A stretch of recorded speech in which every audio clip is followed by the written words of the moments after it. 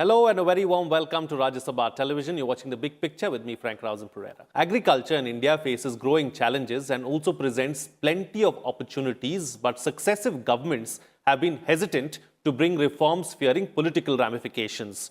Crucial decisions needed to give the sector an impetus have been delayed in the fear of losing votes. There has also been a lack of vision. The Modi government has brought about reforms but has been met with stiff opposition from farmers. They remained firm on their demand to get the new farm laws repealed. As the protests continue, industry bodies representing Indian corporates are worried about the stalemate situation between farmers and the government as it is causing huge losses. The Associated Chambers of Commerce and Industry of India has urged the government and farmers' organizations to resolve the impasse. Meanwhile, the CII said that the new reforms will improve market access and increase income opportunities for farmers.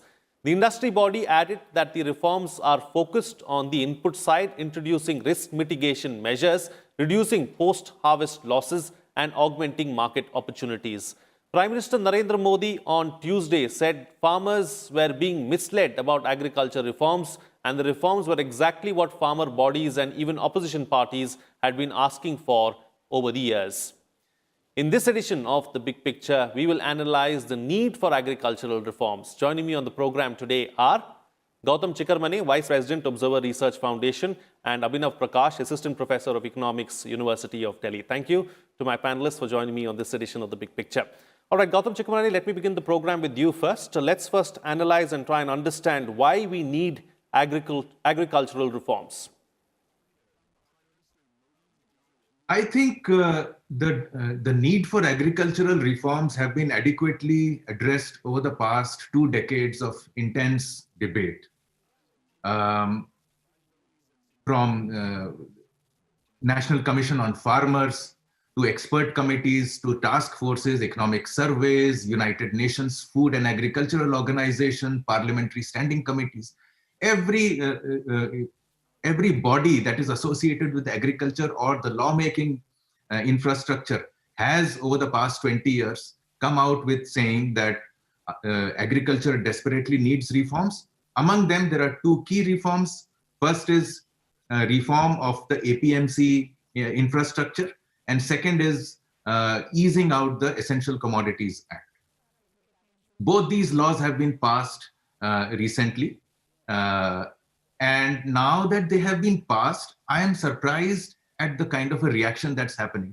The political parties that until yesterday had signed on to those reforms in their manifestos are today saying that these reforms are not good and they need to be repealed and so on and so forth.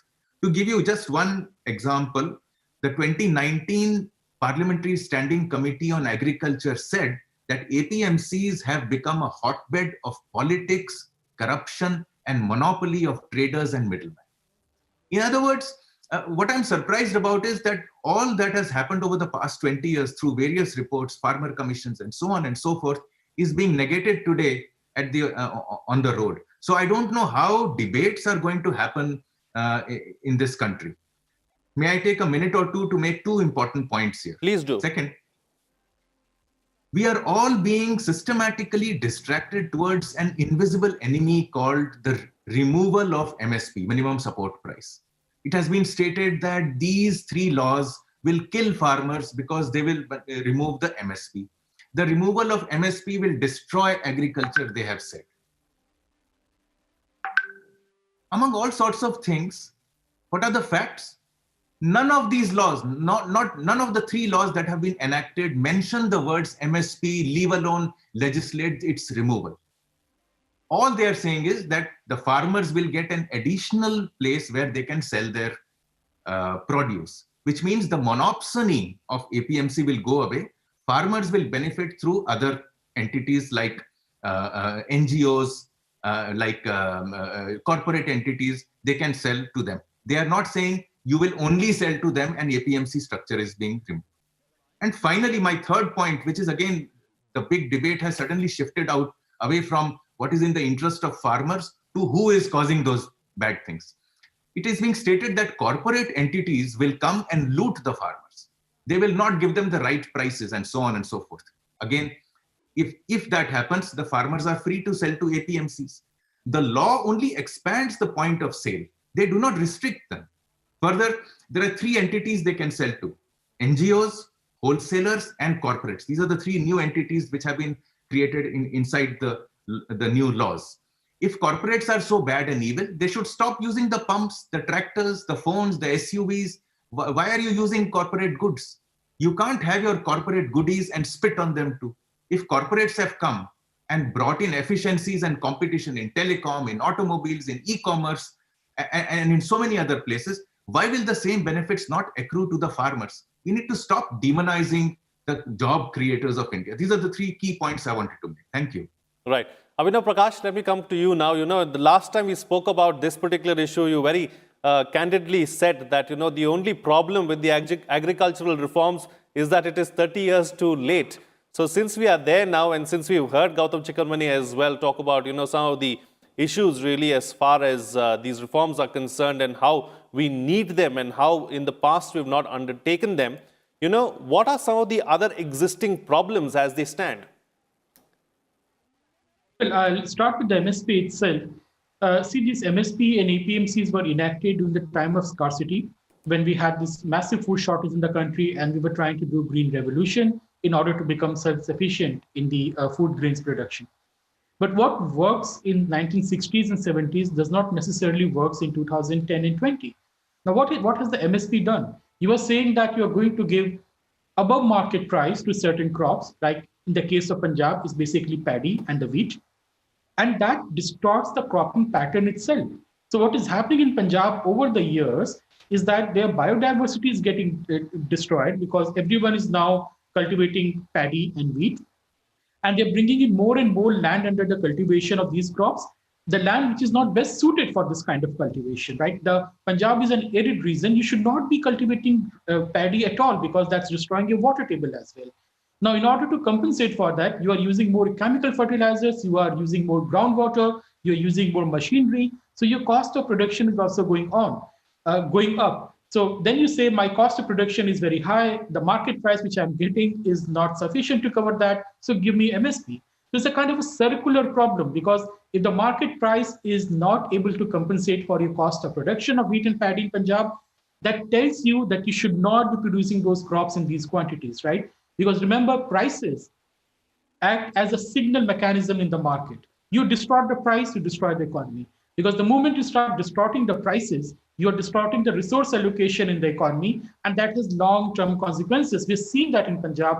Fertility in Punjab is going down, water tables are going down, the excessive use of chemical fertilizers to increase the production or in order to keep on producing more, because there's a perverse incentive created by MSP, has turned Punjab into the cancer belt of India. So the cost of MSP is so devastating that it was, the MSP itself is a problematic instrument as of today. But yeah, Mr. Gautam is right. He's saying that government is not removing MSP. It is only giving you more options. Maybe, in the long term, they want to shift away from this inefficient agriculture caused by the APMCs and the MSPs in order to, move towards a more sustainable kind of agriculture. But there's one more point. Once we have the green revolution in the country, we had this rise of a new class of farmers, especially in the areas of green revolution, which is Western UP, Haryana, and especially Punjab, those who are capitalist farmers, right? So it's a long-standing debate in the Indian economic literature. Many people, find it very amusing that how can farmers can be capitalist. But yeah, we have a class of capitalist farmers who owns the means of production, who hire wage labor, who work for the profit motive. And these farmers then, because they become prosperous, they become powerful, so they started dominating the politics in the villages. They started getting elected into parliaments and the legislatures. And then from the 80s onwards and the late 70s onwards, this whole thing of providing subsidy on the chemical fertilizer, free electricity, free water, loan waiver started because a simple play of the political power out there. So what started as a legitimate instrument of, making sure that India achieves food security has today become the, the instrument of political control and patronage by a vested interest, by a very small group of farmers who are actually rich capitalist farmers, who are also the middlemen and the traders in the APMC. They control the entire thing. So we really need to go and dismantle the structure. No one is saying you go and punish them. The point is that you give farmers more freedom so that they can have more economic freedom and they can do what they want to do. This is at the root of this protest. All other things are peripheral. The MSP and the APMC are the one whose reform, we are not even reforming them effectively. We are only giving people more freedom. That is causing this backlash. We are In opening fact, up. may I come in here for a minute? Yes, just to, please do. Please do. Please give do. a little more perspective to Abhinav's argument here. Now, I mentioned that MSP is not part of this debate at all. It's a fake news. It's a false narrative that has been dragged inside what are essentially three very good laws. But there is no harm in debating whether MSP is good or bad. In fact, farmers are saying they need to be legislated into a law. Let's debate that. Others are saying, like Abhinav has just pointed out, that we need to end MSP. Let's debate it. And I think the debate around whether MSP should happen or not happen, and in case it moves forward and into a separate law, so be it. But that debate must happen. They must not intrude into an existing law as some form of a protest. For instance, if you are creating flexibilities for the farmer, why bring MSP into it? If you're talking about removing essential commodities, amending the Essential Commodities Act so that warehousing can happen and cold storage chains can come up, why should MSP be part of that discussion at all? I don't understand. So this distraction needs to go on the one side, which I said earlier, but perhaps the nation needs to now discuss whether MSP is good or not. Farmers say it is, economists say it isn't. Let's debate. Let's put it on debate. Absolutely. I think discussion is the only way forward, really, of getting past this impasse so that all stakeholders can be taken on board and all points can be weighed out and measured, and we come out with the best alternative or the best outcome. All right, since we are here then, Gautam, let's also talk about the farmers' demands, really, and, why it is only a certain section of farmers that are spearheading this movement and are making the most amount of noise. Because they have the most to lose. The other farmers have moved on to various other places. Several states have amended their APMC structures and brought in little bit of flexibilities. This law is an addition on top of that. So when in every reform, you don't look that old, but I certainly am. In fact, I started my career with the 1991 reforms when they were happening in 1992. Every reform that came then, starting with the Industrial Policy Resolution 1991, was opposed. There was something called the Bombay Club. There was something called interest, which said that you must not give more than 51% should remain with Indian promoters, and all kinds of things were happening. Reforms went on. All the vested interests were smothered. The result, fast growth of the Indian economy. The Indian economy was less than $300 billion then. Today, it is almost 3 trillion in 30 years. So every vested interest, every entity, every reform will hurt. I don't know if you know this, but earlier, there was no such thing as electronic trading. There used to be brokers who would be trading physically. When electronic trading was brought in, the brokers raised a hue and cry. But look at they would charge commissions of up to 5%. Look at the commission structure. I don't know. I think I'm not an investor, but it's in some basis points today. So I think every reform brings a whole lot of good to the country. To say that the rest of the country, industry, services, etc., will reform while farmers will be relegated to the past is not the way forward. There will be some constituencies that will be hurt. In this case, the middlemen, the APMC, politics around the APMC, which is now a hotbed of corruption, as I mentioned earlier in the Parliament Standing Committee report. But I assure you, firstly, a middleman is not a bad institution. He brings a lot of value to the producer as well as the consumer. But the point I want to make is the middlemen of today who are operating from APMCs as RPs, as APMC contractors, etc., will be the same middlemen tomorrow, once these laws are passed, that will change their face, become NGOs, become wholesalers, they will become corporate entities, and they will continue to fight. So the fight only begins today. Once the laws are passed, the same entities will become those corporate entities in order to preserve their own business. The fight will be then between these interests, the vested interests of today, and the new corporate interests of tomorrow, who may want to do a better job, give better services, buy at better prices, because they will have the wherewithal to sell it to a larger number of people across. So I think this is only the starting point. The same vested interests will become interested parties tomorrow, and the second level of fight will begin from there. Okay. Since we are here then, Abhinav, let's also talk about, since we are talking about corporates, and since we brought up corporates as well, let's also talk about how the industry can really help in improving the plight of the farmers and improving the sector as a whole. Well, if we're talking about industry, so Dr. Ambedkar once wrote a paper on agriculture long back. He was an economist, and he said the only solution to agricultural problem in India is industrialization and more mechanization of the agriculture. But the point is that we have treated agriculture as some kind of a pristine sector, which is on which the poor people depend. So we don't need to do much about it. We only need to support it with subsidies and all. And somehow we need to preserve that way of life.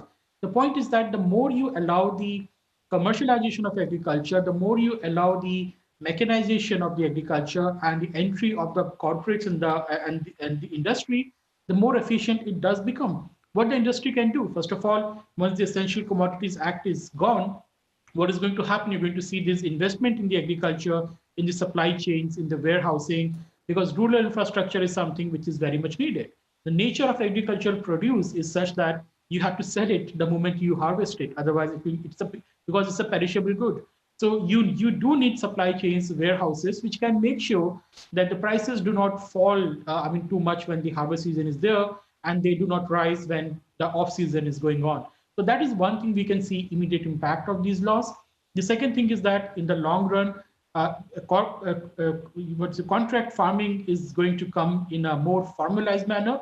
Why I'm saying formalized manner? Because we already have large-scale contract farming in this country, and those are informal contracts because we don't have any laws as such to regulate them. But with these laws, now you have better mechanism. So more industrial houses, corporate houses will want to invest. And see, why do we think about the big corporates only? I mean, when you're talking about the private sector, you will literally have hundreds of startups coming up. You will have different private entities who will join the business. Like Gautam was telling that, these old Aratyas, and see, these Aratyas themselves are the bigger farmers in those regions. So there's lots of interlinkages in the rural economy, which we don't understand. So same person is the big farmer, same person is the middleman, same person is the money lender, same person is also running transport business. So these people themselves have the capacity to become the new corporate entities. So it's not necessary that the people who are fearing that they're going to lose out, that they will lose out. They may join, they can work with the bigger companies, they can join the supply chains. So those things are going to bring lots of efficiency. The industry on its part, I think the best thing they can do is to increase their investment in these supply chains. But there's one more point. Why are the farmers apprehensive? See, individually speaking, these farmers are apprehensive because they are responding to the policy structure which has been placed for decades. So they don't know what is going to happen. So they have genuine apprehensions about the future. I'm talking about the farmers, not those vested interests. Because see, they know only this system. So perhaps we can, engage with them in a better manner. More assurances are to be given, which government in fact has given on the 9th of December, if I'm not wrong, that your concerns will be taken care of. But I think as these farms bills are implemented, farm laws are implemented, so as the people will see their benefit, I think this opposition will also slowly die down. Just building on the point that Abhinav has just made, Gautam Chikalmani, I'd like to take that forward with you as well. So why are the farmers so suspicious of the market forces? And could things have been any different? To generalize that all farmers are suspicious of market forces is incorrect. I think it's a small group of farmers who are creating these suspicions. Why would anybody would be suspicious about alternatives? That today you can only sell to A, tomorrow you can sell to A, B, C, D, E up till Z. Why would anybody not want that? I don't understand. It belies all logic. Further, There is another fear that is being loaded onto the small farmers, which is that your lands will be taken away and the corporates will come and eat up your lands. It is completely incorrect. If you read this law, which is the third law that came, the Farmers Empowerment and Protection Agreement on Price Assurance and Farm Services Act 2020, that act clearly mentions that in case of, first, there is a dispute mechanism for contract farming, that in case there is a dispute, you will go here and this is the structure of that dispute. But all else being on one side, under no circumstances whatsoever will the farmer's land be put at risk. The farmer's land, irrespective of whatever the nature of the dispute, pricing, whatever, the land will not go away from the farmer. It's been written into law. I don't see why anybody would want to say that this is not a good law. In fact, all wholesalers, NGOs, corporate, the threats of those people taking over the land, they do not exist at all. And like Abhinav mentioned, if the government is talking to the farmers, sure, it must, but it must also know that there are other farmers than from Punjab. The other farmers are welcoming this. So it's not that one farmer's interests will be looked at and other farmers will not be looked at. I think the government has to go on this very carefully. If amendment has to come, it's no big deal. The IBC has been amended 6 times so far. So there is no problem in an amendment. The problem is that will an amendment be done on the streets of Delhi, or will it be debated in parliament through in a civilized manner? That's the discussion. And I don't think that governments need, any government, union government, state government should be brought to a point where a small minority, a small chunk of farmers, let us say this time from Punjab, can decide the nomenclature of the law for the entire constituency of farmers. I don't think it works this way. I don't think democracy works this way. You know, Abhinav, since Gautam made this point about, how when you have so many options, it's really going to help the farmer as a whole. So the opening up of the agri sector to market forces, is it safe to say that it will provide additional sources of income from outside of farming? Well, definitely, Frank. See, why we see reforms as suspect in this country, because the kind of reforms which we did in the 1991, I mean, as you said, that those were the reforms for India. We did not do the reforms for the Bharat, which is unlike China. When China started reforming, they started reform, opening up to the market from the agriculture sector itself. And that ended up benefiting a large number of people in the countryside. The farmers did benefit. The poverty rates went down very sharply. And that gave widespread legitimacy to the economic reforms in China, which is lacking in India, because we started reforms from the manufacturing sector. So as you know, this kind of reforms go forward, I think when the people will see the benefit, they are really going to appreciate these reforms. As of now, it's more of an apprehension and fear mongering which is doing that.